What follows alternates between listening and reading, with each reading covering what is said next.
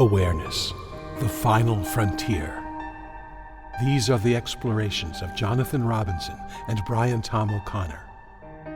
Their continuing mission, to discover fresh new paths to the mystery within, to seek out new joys and new methods of awakening, to boldly go into the heart of expanded consciousness. This is Awareness Explorers.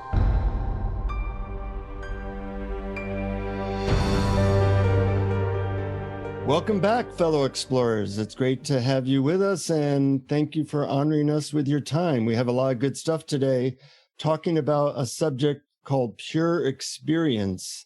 Goes by many names, but before we get into that, I'll introduce myself as Jonathan Robinson, and I'm with my trusty friend and sidekick, Brian Tom O'Connor. Always good to hear your voice. I enjoy exploring with you, and we always learn new stuff, and hopefully our listeners do too. And so we came up with this subject. Sometimes it's been called by various groups pure conscious experience or pure experience or unprovoked happiness. Goes by a lot of different names. We'll talk about what it is, how to get there, what prevents it. But first, when you hear the words pure experience, what comes to mind? Unfiltered experience, unfiltered by thoughts about the past and thoughts about the future. Real reality versus virtual reality being all that stuff in our imagination and our memory. You know, it's funny that we even have to come up with a term for this, because that's how reality comes to us as a pure experience. But we have so many filters, so many beliefs, so many thoughts, so many conditioning, so many triggers. It's like to have a moment of a pure experience is like a peak experience for a lot of people. You know, I remember I'll ask people, you know, when was the last time you had a spiritual experience? And they'll say, yeah, I remember in 2001, I was out in nature and I looked at the trees and I had this moment of just wonder and awe. And it was beautiful. I go, 2001, that's a lot of years ago. Considering that every single second of our lives, we're having a pure experience, but we have so much in the way of that. And it's really not that hard to get back to it. And the great thing is when you get back to it, it is a peak experience. It feels peaceful. It feels wondrous. It feels beautiful. It feels right. So what keeps us away from this experience that we should be having a lot more than we are? Well, I think it's actually our natural state, but it's veiled. It's sort of hidden. And it's hidden by what I think of as the twin curtains, the curtain of the past and the curtain of the future. Thoughts about the past, memories, ruminations, imagining about the future, how you might want it to be. And when you part those curtains of thought, pure experiencing is simply what is there and what has already always been there. I will agree with you and add something to that, which is that I think besides the past and the future and thoughts, there's our conceptual filters. So our conceptual filters are very strong. For example, let's say a woman is really wanting to have a baby and she's in labor. She's experiencing a tremendous amount of pain, but it can be actually experienced as joy because the conceptual filter is an absolute yes. Whereas if, say, someone did not want to have a baby and they're experiencing, you know, labor pains, the experience is very different. So we have all these like almost glasses or lenses we're wearing on our face that filter everything. And it may not even have to do with the past or future. It might just be a belief that rain is bad, you know, and it's raining. So, you know, you're experiencing that rain as unpleasant, whereas somebody who loves the rain experiences it like, and might be in wonder and awe about it. So it becomes very subtle, all these different filters. That's why a lot of people might not have had a pure experience for decades. Well, I'm glad you mentioned that. And maybe we should say there's 3 curtains, although it's hard to sort of imagine, like I always imagined a stage with the 2 curtains parting. So what would it look like with 3? Oh, 2 going side to side and 1 going from the bottom up. Exactly. And that's the conceptual filter. Although you could argue that our concepts of good and bad and like and dislike are based on past and future as well. What we didn't want or did like in the past and what we don't want to happen in the future. But I think that that's very important that you raise that, because the filter of categorization and language and naming things is also a veil that covers up pure experiencing. I have nothing against science or botanists or anything, but when you look at a tree and a plant and you're trying to assign the Latin names to all the different plants and trees that you see, you're not purely experiencing nature. When you're simply letting the light come to your eyes and feeling the breeze on your skin and looking at it without naming, without concepts, without words, that's pure experiencing.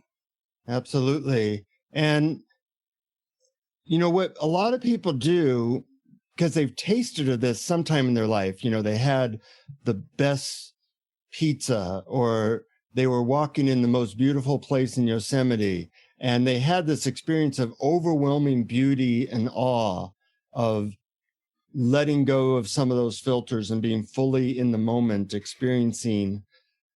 But then we think, oh, well, it's being in Yosemite that's going to do it, or it's the perfect pizza, which is going to do it, or the perfect sunrise in Fiji as I am sitting in the ocean on my surfboard. And we get very busy trying to recreate these experiences in the outer world and not realize that it's really something that can happen as you're crossing a busy street in downtown LA if you know the right method. And my former teacher used to talk about this in terms of what he called the 2 colors of pale pink and fake fuchsia. Pale pink, if you look at it and you can appreciate the slight pink in it and just kind of open to it, it's a beautiful color. But we're no longer able to tap into these subtleties and just purely experience. So we need like fake fuchsia, like the brightest pink possible for us to feel like, yeah, oh, that's a nice color. That's right. We need somehow extreme experiences, but we don't realize that we can experience it in the everyday. As a matter of fact, it's our idea that we need a particular experience, or we want to recreate one we had in the past, or we want to create one that we imagine in the future will happen to us. Those are the veils that we've been talking about to pure experience. And it's simply, it can be anything we notice. It can be anything we can see. It can be anything that comes in through the senses. I call it now, here, this. Now, period, here, period, this. I like that. I hear what's happening now. It's all just this. And I think we're going to talk about methods to trip over this experience. And there's a lot of methods. And I think one of the foundations of our podcast is throw out a lot of great techniques, a lot of great ideas, find the ones that work for you, and just use those. So, one person might say, oh, you gotta, taste this. This will do it for you. Or another person will say, you gotta try this meditation technique, but it's really kind of a trial and error. And one of the things that I liked in preparing for this podcast is I had to ask myself, how have I tripped over this experience in the past? And when have I tripped over it? And what was it like? Because just remembering that state of consciousness can help. You remember, oh, I was in nature and my body relaxed and I let go of everything. And then I was thinking, I really got into the detail of a leaf. I don't know if you've ever done this, but, leaves are amazing. They, there's a trillion of them, so we don't think of them as so amazing. But if you've ever really looked at one and get into the detail of anything. Some people do it through wine. You know, they drink a little bit of wine and they're into the subtleties so much that it's a pure experience for a moment before they then label it, oh, that's a little bit dry with overtones of oak, you know, and then they're out of it. Right. But I think one way is to really relax your mind, body, and go into the details of anything until you kind of lose all sense of yourself into the content of your senses. Yeah, that's very good technique. That often goes by the name of pure conscious experience. Looking at the details of something, because when you're really looking at something and noticing every little detail, or listening to music and noticing every little detail of it, you are, by definition, in the moment, in the now, especially if you do it wordlessly. Yeah, I like that addition. And I love your technique of wordlessly. Well, I can't say the word, but whatever that word would be. Wordlessness? Wordlessness, thank you. And what I like about that technique, I like any technique that I can do in 5 seconds. And I think of it like, you know, I'm looking around, I'm looking at the computer, I'm looking at you. And then I think, well, let's see if I can view this wordlessly. And it's like turning a channel on a dial, you know, from I'm looking at a computer to I'm just taking in my sense impressions. And it is like a different world when you get it down pretty well. I like that. And that is a way into the direct experience, the pure experience. Another way I found is to find something that you already have an affinity for, let's say music. And perhaps now that it's legal in many states, I can say a lot of people have used marijuana to go deeper into something. And I think aids like that, whether it be a nature aid or a drug like marijuana aid, can point you into what it's like to have that experience. And I think once you have that experience a bunch of times, it's easier to remember, oh yeah, I just kind of let go into the music. And it makes it easier to do it again without the drug. Yes, and that last point is really important. I haven't used marijuana in a long time, but I certainly did a lot in the past, and I certainly enjoyed music with it many, many times. But now I find that remembering how much I really got into the music, I listen to music now in that way. And but one thing that's also very good about listening to music, and as a matter of fact, using any of the senses, is noticing that it's the experiencing of the music isn't out there. It's actually inside. It's a technique I call experiencing music from the inside. Mm-hmm. You're noticing that those notes and those sounds are actually appearing within you.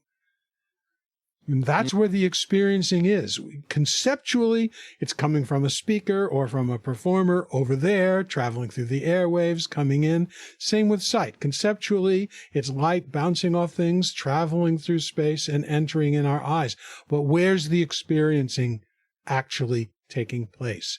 It's inside. It's within us. And turning attention to that is another technique. Experiencing everything on the inside is another technique for pure experiencing. Mm-hmm. Mm-hmm. That's beautiful. Earlier episode in our podcast, we interviewed Dr. Amy Lindgren. I think it might have been episode 52, and she's very much into pure conscious experience or pure experience. And I was listening to her in a talk she gave, and she said she turned everything, including her feelings and her negative emotions, into pure experience. So she'd be triggered by something, and instead of thinking, oh, this anger is bad, first of all, she wouldn't label it. It would be an energy wave of maybe heat and sensation moving through her body. And she would experience it very purely without the word or the label. And so everything became a pure experience. And after a while, that was you. When you're having a pure experience, in a certain way, you don't exist. Your ego doesn't exist. It literally melts into the experience. So she entered a non-dual state permanently by doing this first with, nature, and then with music, and then with anything going on in her body, until she transitioned to a whole new state of consciousness. That's absolutely beautiful and wonderful. And it's so right. Really tuning in, especially if you're having an emotion, getting curious about what that actually feels like in terms of sensation, because emotions are chemicals coursing through your body. It's all the mental concepts about it that turn it into a bad thing, not the sensation itself. Focus, get curious, look at it. See what it feels like, what its shape is, what its color is, what its temperature is, but trying to do it wordlessly. Experiencing tingling without having to say tingling. Well, if you say tingling, it's no big deal, but it's the turning attention to that does it. And it's really amazing what can happen when you take any experience, even as you just mentioned, what a so-called negative experience, and just notice what is present without concepts, without filters, without good or bad ideas, or even any words at all. We're making it sound so easy and enjoyable, and it is easy and enjoyable, but we are not. So let's go a little bit into some of the common things that prevent this. We've talked about in general, like, our labels, our concepts.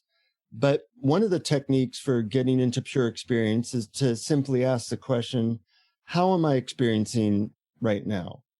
And to see that you're not, there is something in the way, some belief. Like, for example, a common belief I have is there's like an overlay of this isn't it.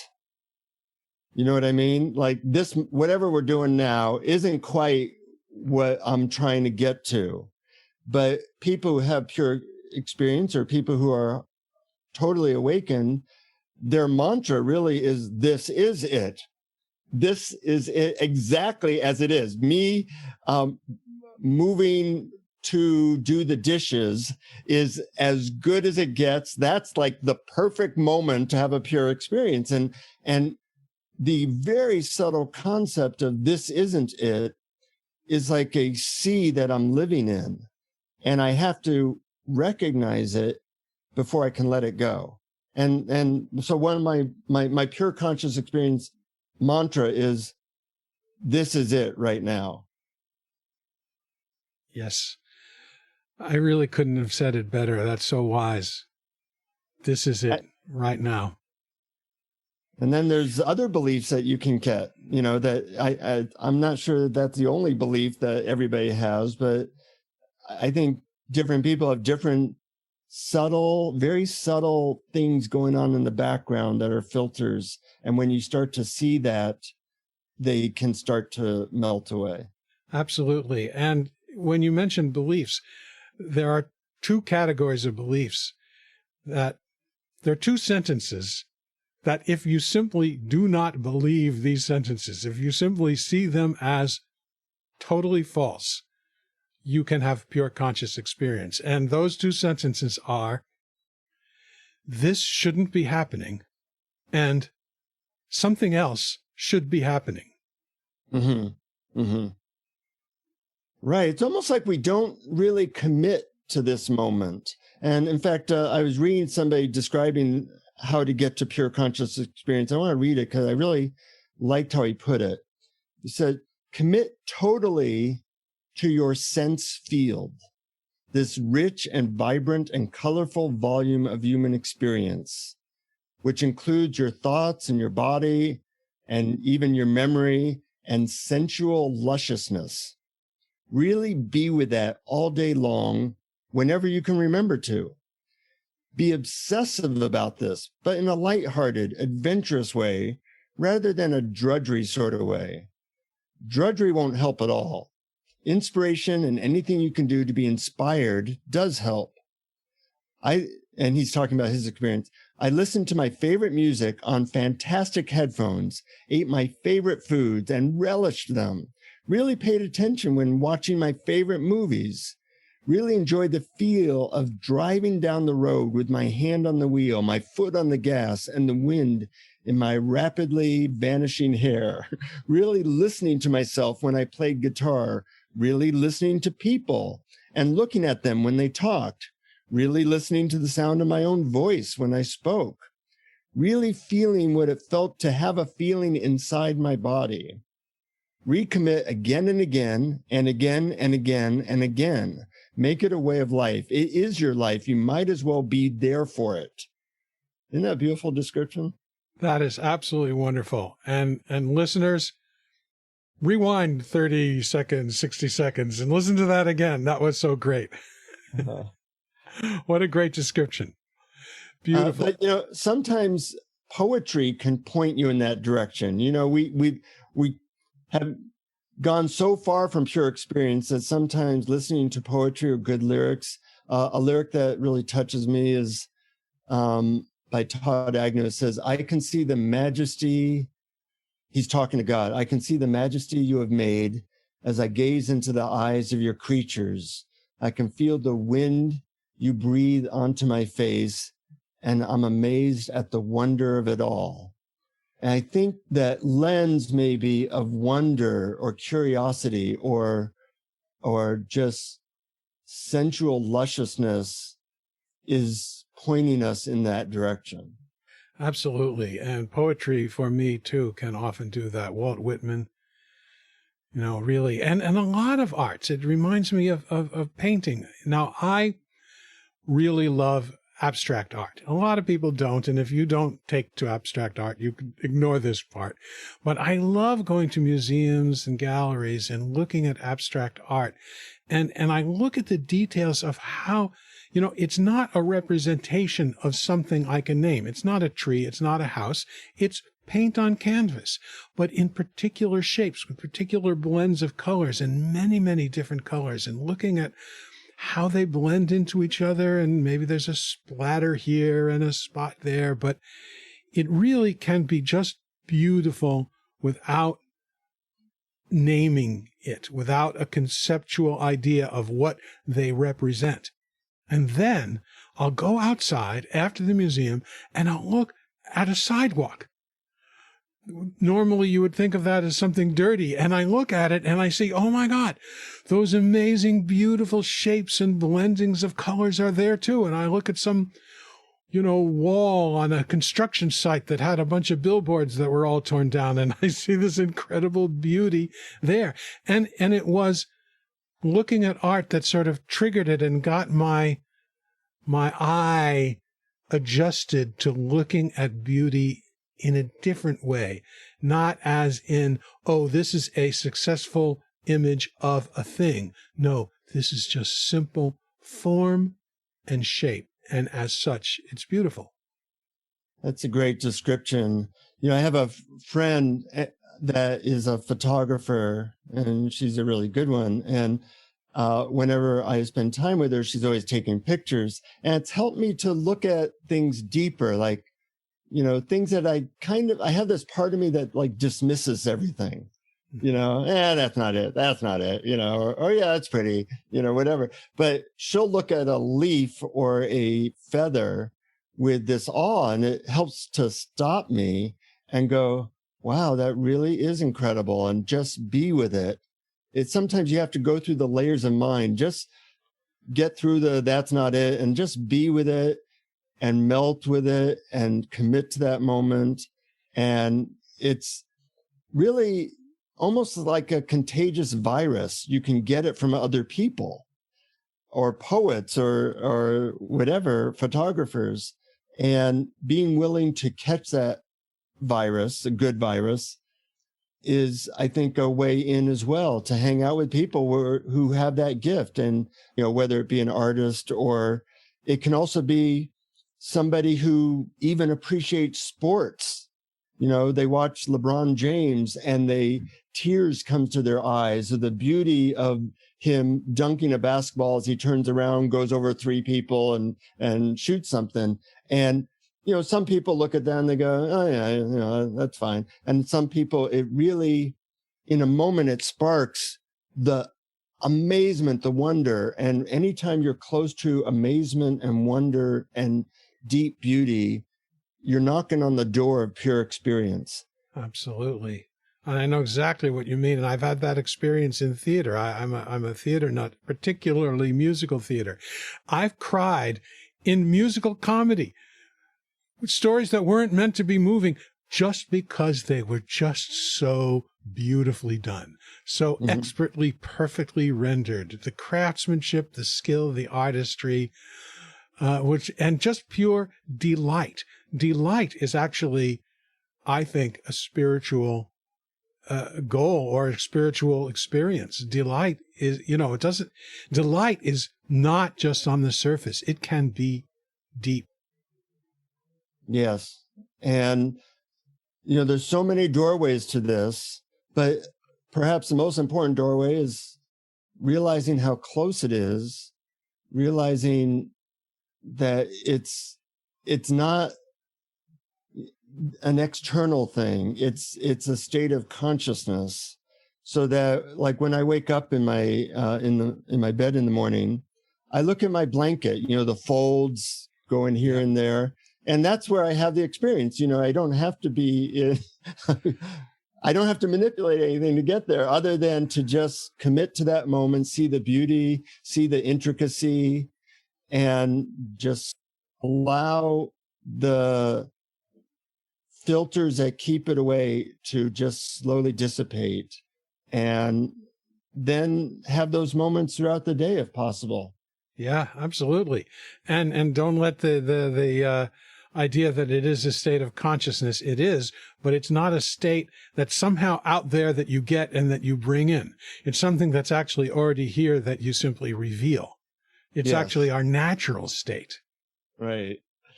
So, there's so much to talk about, but hopefully something we said today touched your heart and made you think, like, I can experience this.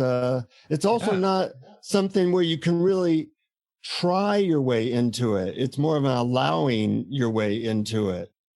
And like anything, I think with practice, you get better, but you never become an expert. You don't become an expert in something, because even being an expert takes you away from it.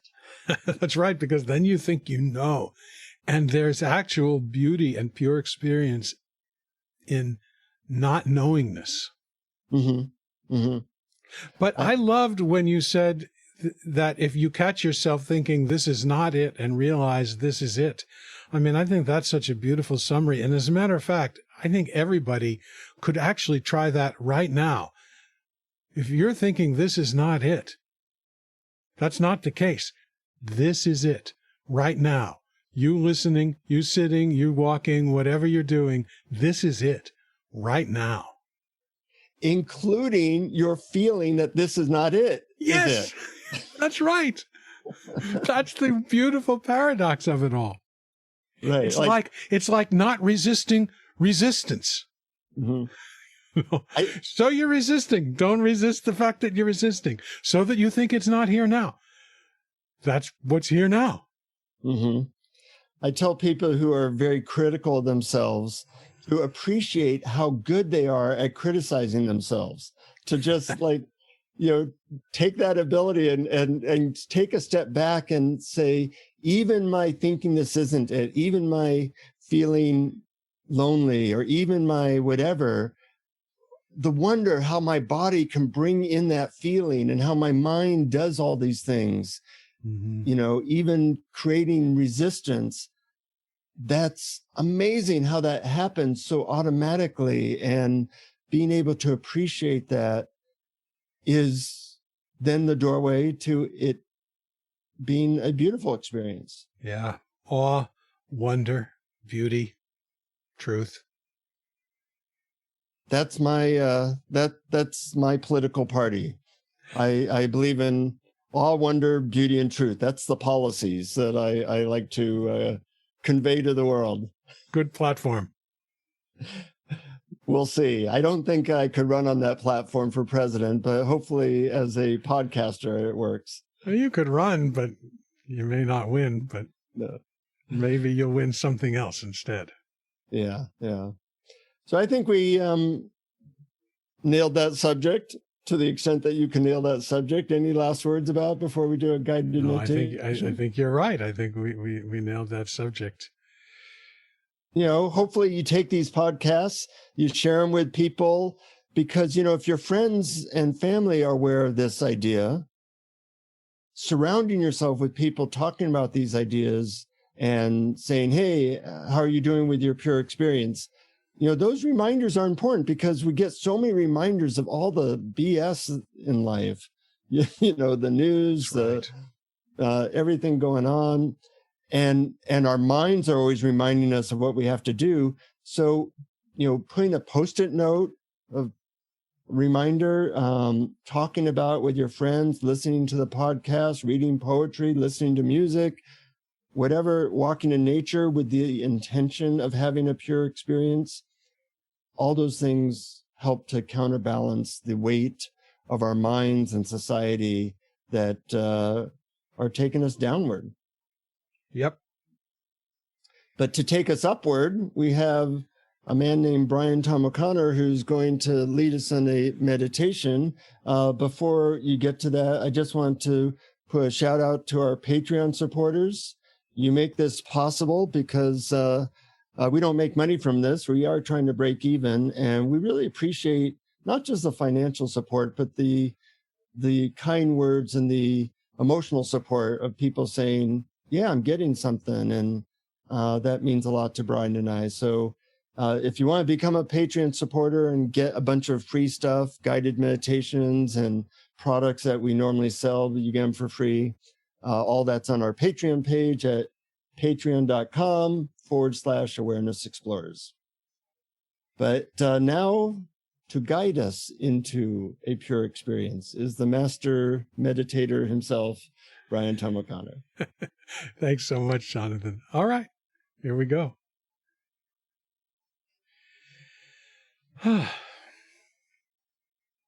First, as always, take an easy, deep breath. And as you exhale, feel the tension just drop away as you sink into deep relaxation.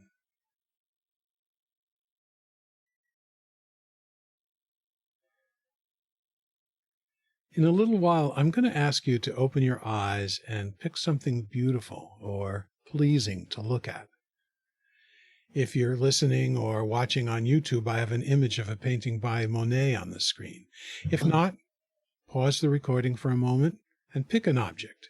It could be a plant or a flower or a picture on the wall or an attractive book cover or album cover, or simply some nice fabric or an attractive piece of furniture. Really, anything will do as long as you enjoy looking at it. But first, let me tell you what this meditation is about. This meditation is about direct experience, what I sometimes call real reality as opposed to virtual reality. So what is direct experience? It's everything that is perceived in the current moment through the senses without the filters of thought, concepts, memories, comparisons, or even words. What is not direct experience? Anything that's remembered, imagined, conceptualized, or verbalized. So we're talking about real reality as opposed to virtual reality. Virtual reality includes daydreaming, fantasizing, mulling over, most automatic thinking. All mulling over the past is virtual reality. It's not what's present here and now. All imagining of the future is virtual reality. It's not what's present here and now. Here's some flags to help you notice you're in virtual reality instead of direct experience. You're remembering a past event. You're imagining how the future might be. You're thinking about the last thought you had. You're ignoring your senses. You're trying to change your present experience. You can experience anything directly, anything that comes into your field of vision, any sounds that are within hearing, any body sensations that arise, anything felt through your senses.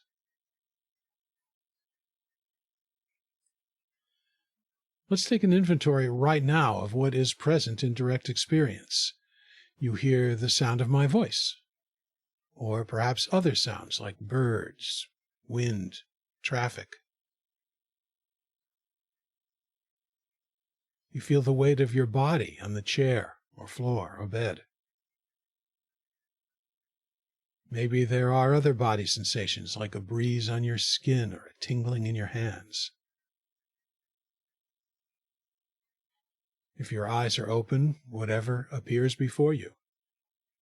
If they're closed, whatever dark patches of color appear behind your eyelids.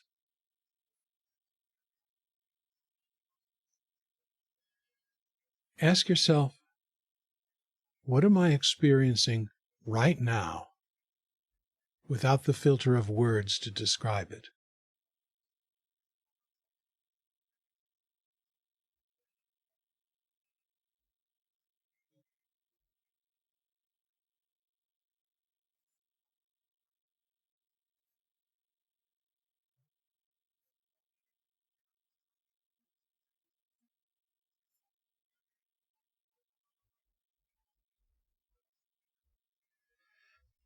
Now, if your eyes are closed, gently open them and direct your attention to the image on the screen or the object you chose to look at. Ask yourself, how is this image coming to me? How is the light and the colors and the shapes of this coming to me?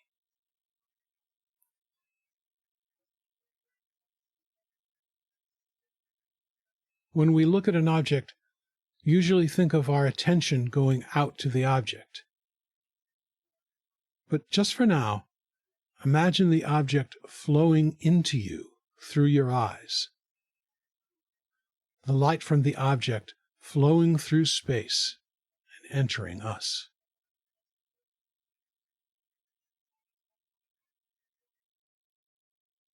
See if you can look without the filter of thought.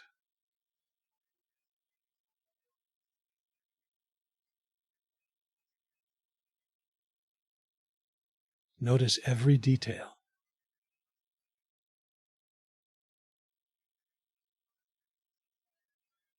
Notice it without labeling any of it with words.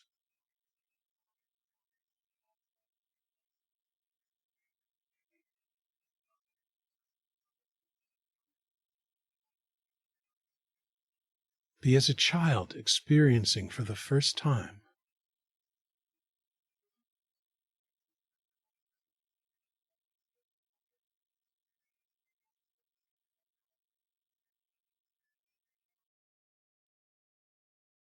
Notice that sights appear and sounds are heard without you actively seeing or hearing. You just open your eyes and sights flow in freely and effortlessly. Just look, wordlessly, with an open curiosity and with no attempt to change anything about your present experience.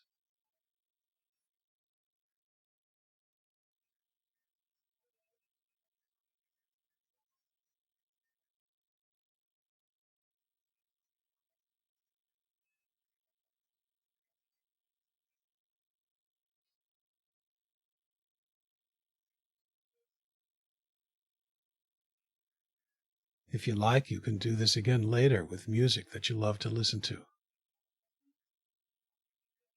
Just notice every detail of the music without words describing it in your head. Just notice that sounds are heard without you actively hearing. Sounds flow in freely and effortlessly through your ears and are experienced inside you.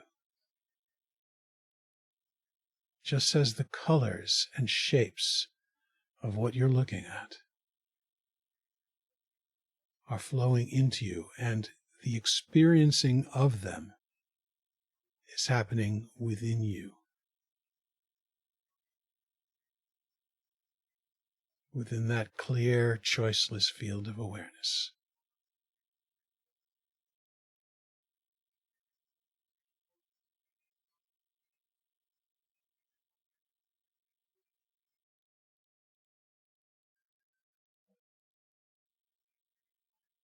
And now, take another easy, deep breath,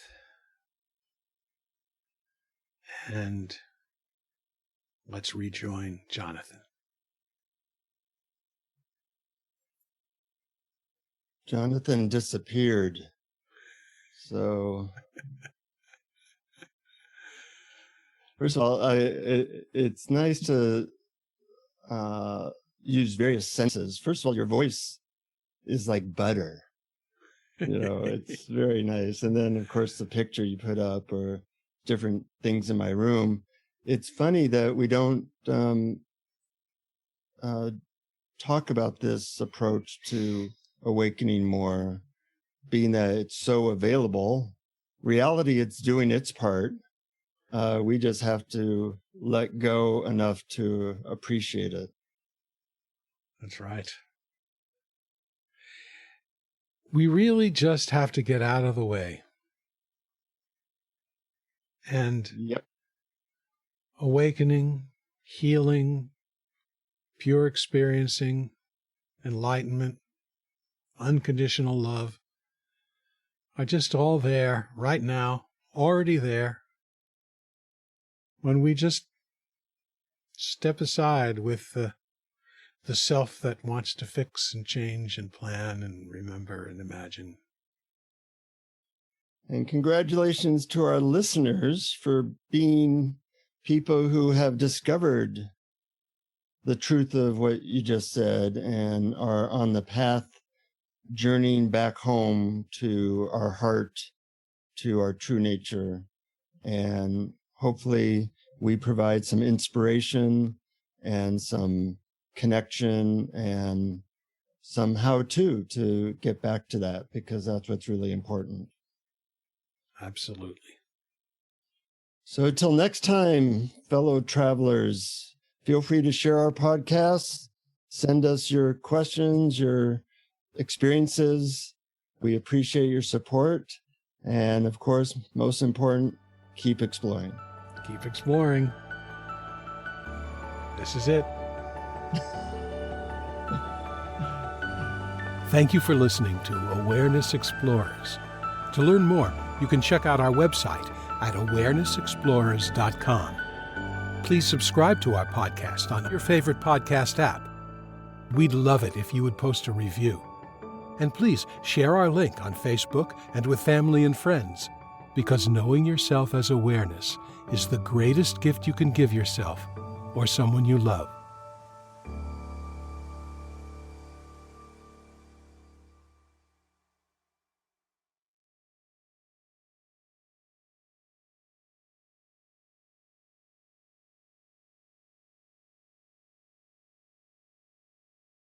I liked your reference to album covers. It dated you a little bit. You should have mentioned 8 tracks though.